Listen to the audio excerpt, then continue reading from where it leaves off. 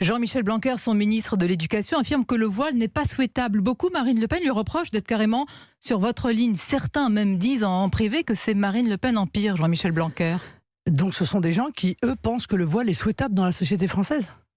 Eh bien, moi, effectivement, je suis d'accord avec le ministre Blanquer. Ça n'est évidemment pas souhaitable, parce que le voile, ça n'est pas une casquette ou un serre-tête.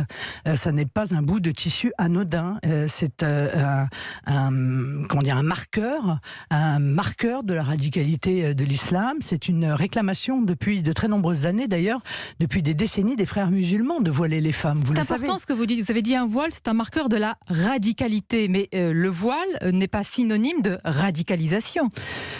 Il est en tout cas réclamé par les radicaux. Je vous rappelle quand même un discours très célèbre de Nasser en Égypte en 1953 qui évoquait justement son rendez-vous. Autre époque. Hein. Oui, d'accord, mais qui exprimait son rendez-vous avec les frères musulmans en disant: les frères musulmans m'ont demandé une seule chose, c'est de voiler l'intégralité des femmes.